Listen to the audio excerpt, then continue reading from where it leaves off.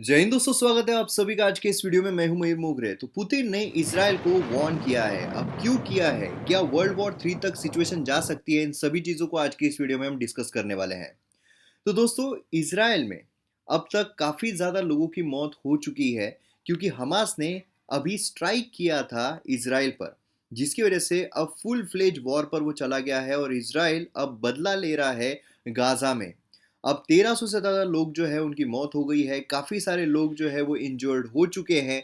इसी के चलते इंडिया ने भी ऑपरेशन अजय लॉन्च किया है, जिससे कि इसराइल में जितने भी भारतीय फंसे हैं उन्हें वापस भारत में लाया जा रहा है। यहाँ पर आप देख सकते हैं कि first batch of Indians Israel से वापस घर पर मतलब भारत में आ चुके हैं।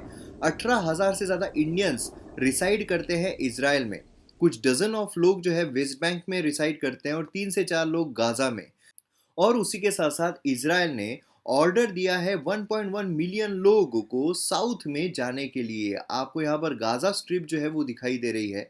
और अभी हमास के द्वारा इसराइल पर जो अटैक किया गया और उसके चलते जो इसराइल अब फुल फ्लेज वॉर में जो गाजा है उसको पूरी तरीके से तबाह कर रहा है, उसी के चलते यहाँ पर इसराइल ने कहा है ये जो नदन साइड में लोग रहते हैं, जो सिविलियंस रहते हैं, उन्हें कहा है 24 घंटे का वक्त दिया गया कि आप वापस सदर्न साइड में चले जाओ, क्योंकि यहाँ पर सदर्न साइड में जाएंगे तो ही यहाँ पर उनकी जान बच पाएगी। क्योंकि यहाँ पर जो गाजा सिटी है वहाँ पर फुल फ्लेज वॉर के तहत जो इसराइल है वो तबाही मचाने वाला है। जो उनके जो मिलिट्री वाले हैं वो भी यहाँ पर आकर पूरी तरीके से इस जगह को ख़त्म करने वाले हैं, जिससे कि हमास जो है वो एक इतिहास बनकर रह जाए।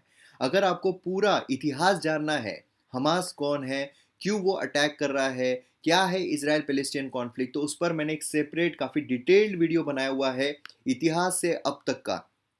तो वो वीडियो आप ज़रूर देखिए, आपको जो लिंक है वो डिस्क्रिप्शन कमेंट सेक्शन में मिल जाएगी। तो इस तरीके से इसराइल ने ऑलरेडी यहाँ पर ऑर्डर दे दिया था कि 1.1 मिलियन लोग जो है वो यहाँ पर सदर्न साइड में चले जाए। और इसी के चलते ये जो यहाँ पर अटैक इसराइल के द्वारा किया जा रहा है, इसी के चलते अब पुतिन जो है उन्होंने यहाँ पर वॉर्न किया है इसराइल को कि जो उन्होंने अल्टीमेटम दिया है गाजा को इवैक्यूएट करने का, तो सिविलियंस कैजुअलिटीज जो भी यहाँ पर होगी वो अनएक्सेप्टेबल रहेगी। मतलब कि यहाँ पर जो सिविलियंस है उनको अगर कोई भी हानि पहुंचती है तो वो यहाँ पर अनएक्सेप्टेबल रहेगा। देखिए, एक तरफ तो जो रशिया है वो खुद वॉर में भिड़ा हुआ है, वो खुद यूक्रेन के खिलाफ वॉर में चल रहा है। ऐसे सिनारियो में उन्हें कहाँ टाइम मिल गया कि जो इसराइल और फिलिस्तीन के बीच में, मैं इसराइल और फिलिस्तीन नहीं बोलूँगा, मैं इसराइल और हमास के बीच में जो युद्ध चल रहा है इसके बीच में किसी भी तरीके की टिप्पणी देने का। देखिए, यहाँ पर उनका भी एक सेल्फ इंटरेस्ट दिखाई देता है, क्योंकि जो वेस्टर्न वर्ल्ड है वो पूरी तरीके से इसराइल को सपोर्ट कर रहे हैं। क्योंकि यहाँ पर अगर आप देखोगे तो इसराइल जो है वो यहाँ पर उसके इलाके में एक आइसोलेशन में चला गया है। क्योंकि इजिप्ट अगर आप देखोगे तो ये भी इसराइल के खिलाफ है, अगर आप सऊदी अरेबिया देखोगे ये भी खिलाफ है, अगर हम सीरिया देखते हैं तो वो भी यहाँ पर खिलाफ है, लेबनान भी खिलाफ है। तो जो भी यहाँ पर जो इसराइल है उसके आसपास की कंट्रीज है वो सभी यहाँ पर इसराइल के खिलाफ है। तो इसराइल को यहाँ पर सपोर्ट कहाँ से मिल रहा है, इसराइल के पास इतनी ताकत कहाँ से आ रही है। अब यहाँ पर अगर आप देखोगे तो टीम जो है वो इस तरीके की हमें देखने को मिलती है, टीम ए और टीम बी। इसमें अगर हम बड़े देश देखें तो इसराइल के साथ हमें यूएसए और फ्रांस जो है वो भी यहाँ पर दिखाई देते हैं, क्योंकि इन्होंने यहाँ पर पूरी तरीके से कंडेम किया है जो भी हमास ने किया है और इसराइल को यहाँ पर पूरी तरीके से वो सपोर्ट कर रहे हैं। वही अगर हम टीम बी देखते हैं तो उसमें हमें ईरान, यहाँ पर पैलेस्टीन के साथ ईरान जो है वो दिखाई देता है और अब यहाँ पर रशिया जो है वो भी जुड़ चुका है। तो अब आपके मन में सवाल आ रहा होगा कि रशिया यहाँ पर क्यों सपोर्ट कर रहा है पैलेस्टीन को या फिर जो मुस्लिम वर्ल्ड है उनको, क्योंकि जो वेस्टर्न वर्ल्ड है उन्होंने तो ऑलरेडी यहाँ पर रशिया पर सैंक्शंस लगाए हुए हैं। तो इसलिए यहाँ पर खुन्नस जो है रशिया की ऑलरेडी इन लोगों के साथ है।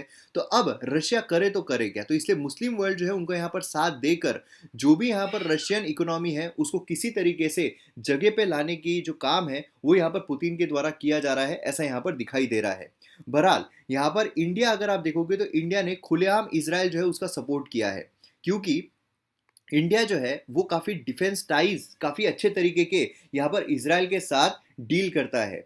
और उसी के साथ साथ अगर आप देखोगे तो इंडिया टेररिज्म के खिलाफ है पूरी तरीके से। तो यहाँ पर इसराइल जो है उसमें बेसिकली जिस तरीके का अटैक हुआ है हमास के द्वारा, क्योंकि हमास को कई सारे देशों ने एक टेररिस्ट ऑर्गेनाइजेशन करार किया हुआ है, तो इसलिए हमास के द्वारा जो यहाँ पर अटैक इसराइल पर किया गया है, तो इसे पूरी तरीके से देखा जा रहा है एक टेररिस्ट अटैक की तरह। और भारत ऑलरेडी पाकिस्तान की वजह से काफी ज्यादा टेररिज्म से जूझ रहा है, तो इसलिए काफी कड़े शब्दों में भारत ने इसकी निंदा की है और इसराइल को यहाँ पर सपोर्ट किया है। लेकिन अगर हम देखें तो इंडिया को यहाँ पर इनडायरेक्टली नुकसान जो है वो तो जरूर होने वाला है, क्योंकि अभी हाल ही में जो G20 समिट हुई थी उसमें India middle east European economic corridor जो है वो यहाँ पर लाया जा रहा था और काफी तेजी से इसका काम होना था।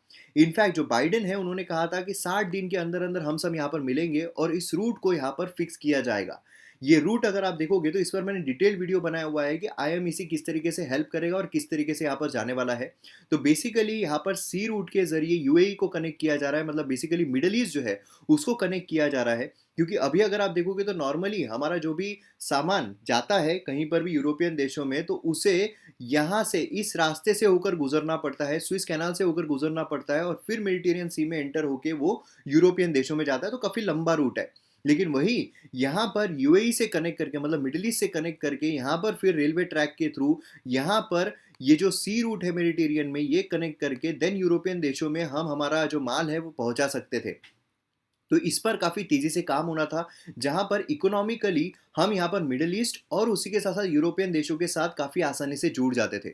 मगर अब यहाँ पर इज़राइल में जो प्रॉब्लम हो रहा है, जो पंगा हुआ है, उससे जो मिडल ईस्ट है, मतलब जो बेसिकली अगर आप देखोगे तो जो मुस्लिम देश है, इस्लामिक देश है, उनमें यहाँ पर अब जो नेगेटिव सेंटिमेंट्स है वो क्रिएट हो गए हैं और उसी के साथ साथ जो USA है वो इज़राइल को सपोर्ट कर रहा है। इसकी वजह से यहाँ पर इस प्रोजेक्ट में काफ़ी ज़्यादा प्रॉब्लम्स जो है वो आ सकते हैं। इससे चाइना जो है काफ़ी बेहद खुश होगा, लेकिन जो भी यहाँ पर प्रॉब्लम्स चल रहे हैं इसकी वजह से ये जो प्रोजेक्ट है ये अब यहाँ पर डिले ज़रूर हो सकता है। तो ये इंडिया के लिए एक नेगेटिव पर्सपेक्टिव हो जाता है। लेकिन जो मिडल ईस्ट में प्रॉब्लम चल रहे हैं तो इतने सारे देश यहाँ पर जुड़ चुके हैं, तो एक प्रॉक्सी वॉर की तरह भी ये देश आगे बढ़ सकते हैं। उसी के साथ साथ जो फुल फ्लेज वर्ल्ड वॉर 3 है, क्या उसमें भी सिचुएशन जा सकती है, ये भी देखने वाली बात होगी। बहरहाल ये पूरे मसले पर आपकी क्या राय, आप मुझे कमेंट सेक्शन में बताइए। उसी के साथ साथ आपने अगर पूरा वीडियो नहीं देखा है तो ज़रूर देखिए, काफ़ी जानकारी आपको वहाँ से मिलेगी। और उसी के साथ साथ MM Academy ऐप अगर आपने डाउनलोड नहीं किया है तो वो भी कीजिए, क्योंकि यहाँ पर आपको UPSC और बाकी स्टेट PSC से रिलेटेड वेरियस कोर्सेज देखने को मिलते हैं। तो लिंक आपको कमेंट सेक्शन में पिन की भी मिल जाएगी। तो मिलते हैं अगले वीडियो में। जय हिंद।